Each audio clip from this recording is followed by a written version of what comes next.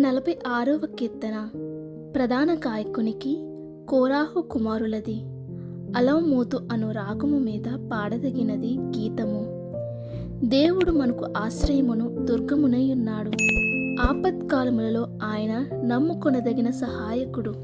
కావున భూమి మార్పు నొందినను, నడి సముద్రములలో పర్వతములు మునిగినను, వాటి జలములు ఘోషించుచు నురుగు కట్టినను, ఆ పొంగునకు పర్వతములు కదిలినను మనము భయపడము. ఒక నది కలదు, దాని కాలువలు దేవుని పట్టణమును, సర్వోన్నతుని మందిరపు పరిశుద్ధ స్థలమును సంతోషపరచుచున్నవి. దేవుడు ఆ పట్టణములోనున్నాడు, దానికి చలనము లేదు. అరుణోదయమున దేవుడు దానికి సహాయము చేయుచున్నాడు. జనములు ఘోషించుచున్నవి, రాజ్యములు కదులుచున్నవి. ఆయన తన కంఠధ్వని వినిపించగా భూమి కరిగిపోవచ్చున్నది. సైన్యములకు అధిపతియగు యెహోవా మనకు తోడైయున్నాడు. యాకోబు యొక్క దేవుడు మనకు ఆశ్రయమై ఉన్నాడు. యెహోవా చేసిన కార్యములు వచ్చి చూడుడి. ఆయనే భూమి మీద నాశనములు కలుగు చేయువాడు.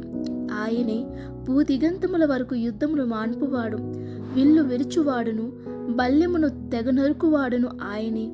యుద్ధ రథములను అగ్నిలో కాల్చివేయువాడు ఆయనే. ఊరకుండుడి, నేనే దేవుడినని తెలుసుకొనుడి. అన్యజనులలో నేను మహోన్నతుడనగుదును, భూమి మీద నేను మహోన్నతుడనగుదును.